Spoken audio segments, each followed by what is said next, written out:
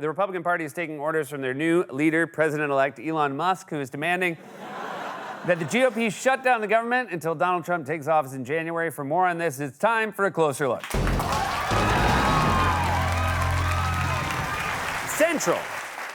Central to the myth of Trump's supposed populism is his claim that he doesn't need anyone's money. And it's actually his opponents who are controlled by their donors. I'm one of the few politicians that I don't want your money. I don't want anything. I just want that vote. You got to get out of the vote. I don't want your money. We don't need your money. We don't need anything. Got plenty of money. We got plenty of everything. I've watched the politicians.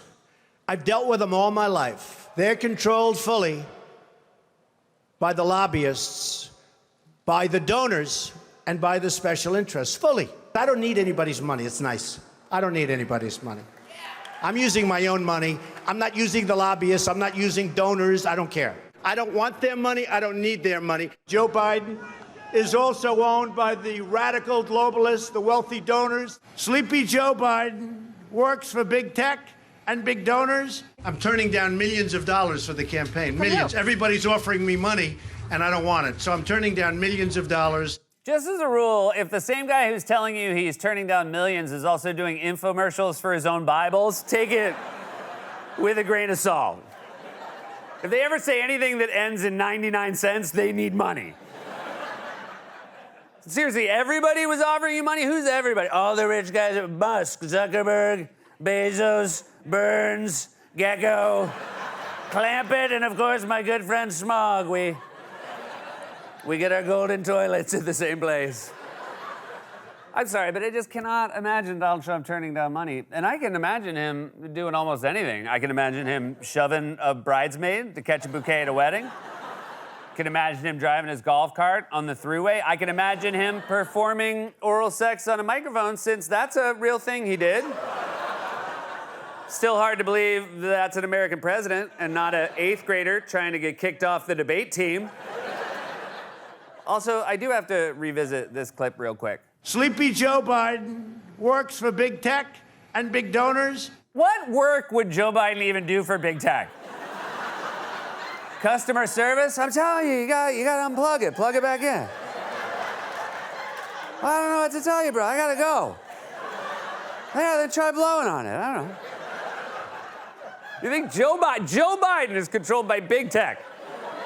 The man's 82. Every appliance in his house guaranteed is blinking 12 o'clock. And if Joe Biden was controlled by big tech, don't you think he'd move a little faster than a Tin Man who hasn't been oiled in a while? If someone is controlling him, they need a new remote control. All right, now move away from the lectern. No, turn left. No, turn left. I says, no, don't go off screen. No, that's the rainforest. Don't go into the... The lost, not a joke. Also, may I remind you, you were the one, not Joe Biden, who had a billionaire tech mogul jumping around with you on stage like a golden retriever who snuck into a bounce house. The point is, Trump insisted he'd never be controlled by donors or big tech. In fact, you might recall that during the first campaign in 2016, he told everyone there was really only one advisor he would listen to. Who are you consulting with consistently so that you're ready on day one?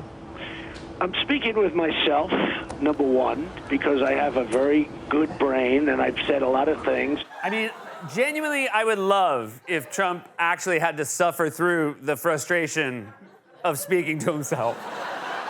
What do you think we should do to bring down inflation? Well, we have to bring it down because it's too high. Yeah, but how should we do it? You know, I think we have to look at it very closely. Yeah, but do you have a plan? And we have concepts of a plan. Are you serious right now? I am serious, and also I'm you, so we're serious. So there you go. Donald Trump has been very clear for almost a decade now. He won't be controlled by large donors, and he'll listen first and foremost to himself, and he certainly won't be captive to big tech like Sleepy Joe Biden was. Donald Trump and Elon Musk have been virtually inseparable since the presidential election. Musk has reportedly been intimately involved in Trump's decision-making on his cabinet picks. Musk's influence right now with Donald Trump is pretty unmatched. He has spent so much time at Mar-a-Lago. He has been talking to Donald Trump daily about these different transition appointments, and they've been going to a lot of events together. NBC News reports Musk has been so aggressive in pushing his views about Trump's second term that he's stepping on the toes of Trump's transition team and maybe overstaying his welcome at Mar-a-Lago, according to two people familiar with the transition. He's behaving as if he's a co-president and making sure everyone knows it. What a job he does. And he happens to be a really good guy. You know, he likes this place. I can't get him out of here. He just likes this place. You can't get, oh my God, you let him do you a favor and now you can't get rid of him. You got cable guyed by Elon Musk. Every time you look out that little keyhole, he's gonna be there. I'll tell you this much, if I was worth $400 billion, I would not spend all of my free time with Donald Trump. I would do a jack a At most, I get high and watch videos all day like that dramatic chipmunk. Wait a minute. Where have I seen that before?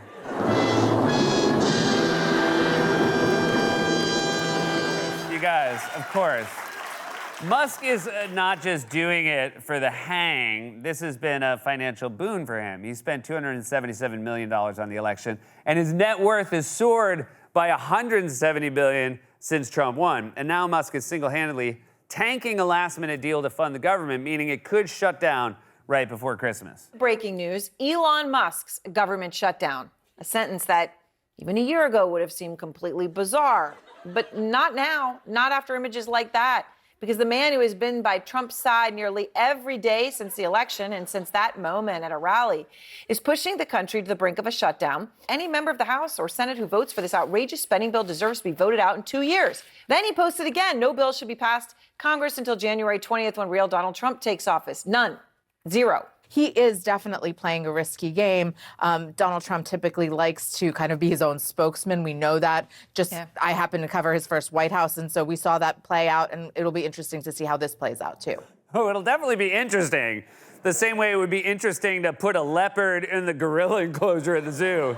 Oh, I wonder what'll happen. They'll probably be friends. This is obviously going to end in disaster. Just a question of how and when. Republicans are already attacking each other, even suggesting they should replace House Speaker Mike Johnson over the spending bill with Musk himself. But Johnson is insisting it's all good because he's on a text chain with his best bro. What's your message to Elon Musk? Well, I was communicating with Elon last night. Elon and Vivek and I are on a text chain together. And I was explaining to them the background of this. They know exactly what we're doing and why.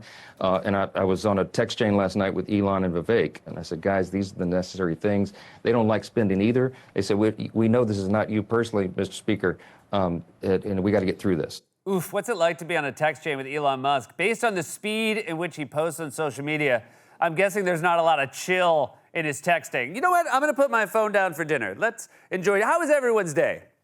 That was probably Elon. I'm just going to ignore it. So how was okay, you know what? I'm going to look at it later and okay. Oh, you know what? Oh, I'm going to lose my job. Also, shout out to the billionaires. Shut it all down on the holidays energy. This is like if A Christmas Carol ended with Scrooge kicking in Bob Cratchit's door screaming, "Give me that turkey!" Also, I want the boys' cane.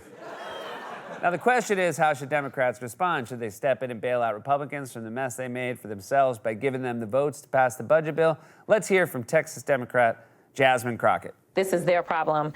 We have seen this play out over and over in the entire 2 years that I've been in Congress. We have seen this over and over, and I'm just going to sit back and sip my tea and wait on them to figure it out. Well, if you're waiting for them to figure it out, I hope you have a ton of tea, because Trump's not even in office yet, and we're already seeing the chaos that ensues when you deputize the world's richest man as your co-president. A Trump-led oligarchy won't just be corrupt, it'll be incompetent.